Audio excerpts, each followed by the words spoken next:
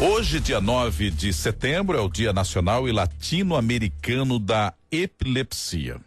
Para a gente falar um pouco mais a respeito dessa data, o Jornal da CBN conversa com o Dr. Luiz Daniel Settel, que é neurocirurgião especialista em epilepsia da Unifesp. Como vai, Dr. Luiz? Bom dia. Bom dia, Roberto. Bom dia aos telespectadores. Dr. Luiz, faz tempo que existe essa data, o Dia Nacional e Latino-Americano de Epilepsia, ou não?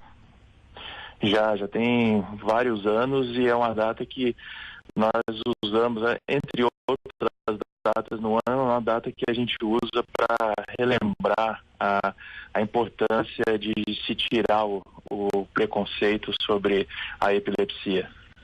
Perfeito. É uma data, então, simbólica, né? É uma data simbólica para trazer à tona sempre essa questão que ainda é envolta em uma questão de desconhecimento e por isso um certo preconceito. Pois houve avanços até agora no que diz respeito a tabus e preconceitos em relação à epilepsia, doutor Luiz? Há avanços, sem dúvida, mas assim, claro, a gente precisa ainda avançar muito nesse quesito, porque para muita gente ainda, apesar de estarmos no século XXI, muita gente tem uma visão às vezes meio medieval da epilepsia, no sentido de ficar com medo de pacientes que têm epilepsia ou que têm uma convulsão, achar que possa se contaminar por estar perto ou por entrar em contato com a saliva do paciente, coisas desse tipo. Então, embora isso realmente, felizmente, tenha mudado um pouco, as pessoas tenham mais conhecimento e por isso acaba tendo menos medo das situações, mas ainda a gente encontra em pleno século XXI pessoas ainda com medo e até isso independente de classe social. Em qualquer nível a gente vê pessoas que ainda por não entenderem bem têm esse medo. Quais são as causas da epilepsia? E a gente classifica como um transtorno neurológico, é isso, doutor? Sim, é um transtorno neurológico. As causas, muitas vezes a gente não consegue descobrir exatamente a causa, mas ela é causada por uma alteração na comunicação dos neurônios, porque os neurônios, eles se comunicam através, que são as células nervosas, eles se comunicam através de impulsos nervosos, impulsos elétricos. Esses impulsos elétricos, eles ocorrem de uma forma organizada.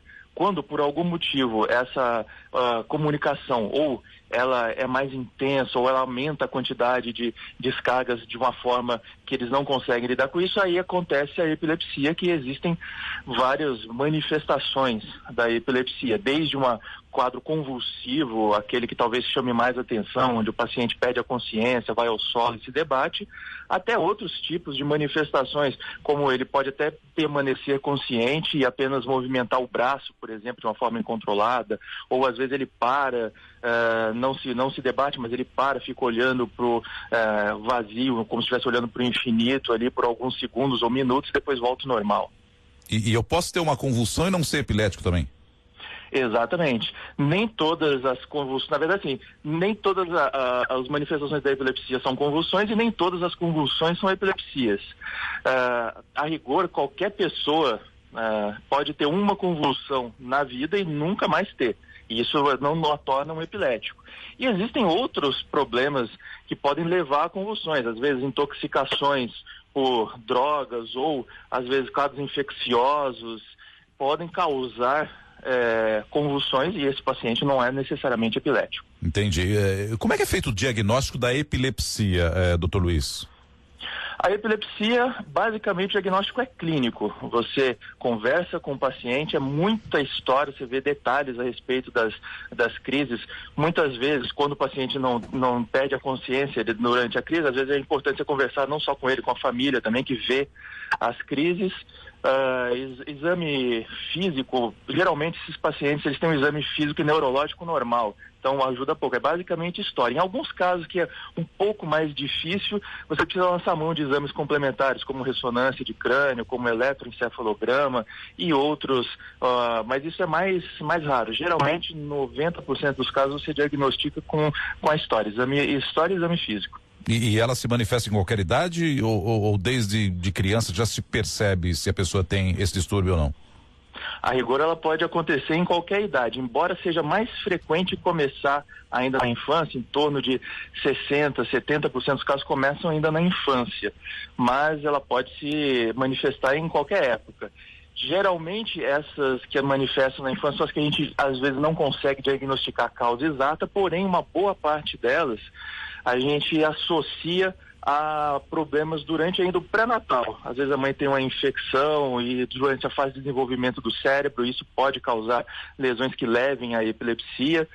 E a gente vê também muito em países onde a assistência pré-natal não é muito adequada, existe um maior índice de epilepsia do que nos países que têm uma assistência pré-natal adequada. E existem, às vezes, as causas que a gente chama secundárias ou tardias, que aí podem manifestar a partir da adolescência ou adulto, ou até mesmo mais para frente, que são associadas com traumas, quando bate a cabeça, às vezes tem alguma lesão cerebral, ou tumores, ou isquemias, o que é a falta de sangue, um AVC, por exemplo.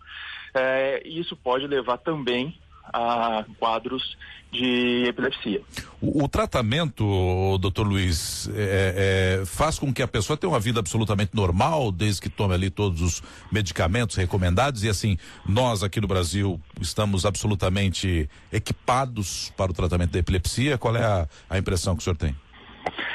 Veja, o tratamento, assim, a grande maioria das vezes o tratamento é basicamente medicamentoso. Em 70% dos casos consegue o controle da epilepsia com tratamento medicamentoso, às vezes com 2, às vezes até 3 remédios diferentes, mas você consegue o controle com isso. Em alguns, nesses outros 30% que não se controla com só a medicação, alguns desses vão se beneficiar com tratamento cirúrgico, que é você retirar do cérebro aquele local onde as crises se originam, que a gente chama de foco da crise. Você retira cirurgicamente.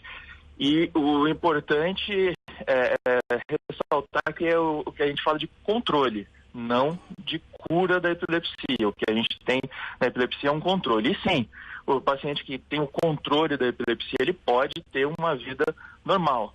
Basicamente, a restrição que ele vai ter é de não ingerir bebida alcoólica, porque o álcool ele afeta o funcionamento das drogas. Ele pode tanto aumentar como diminuir o efeito da medicação. Mas, tirando isso, se estiver controlado, ele pode ter uma vida normal. E sim, aqui no Brasil a gente tem todas, tanto do ponto de vista medicamentoso como do ponto de vista cirúrgico, tudo que se faz ao redor do mundo para a epilepsia, a gente tem condições de fazer aqui no Brasil. Tá certo. Dia Nacional e Latino-Americano de Epilepsia, hoje, 9 de setembro, nós conversamos com o Dr. Luiz Daniel Settle, neurocirurgião especialista em epilepsia da Unifesp, uma referência no tratamento de epilepsia também. Dr. Luiz, muito obrigado pela entrevista e vamos falar mais do tema para quebrar esses tabus.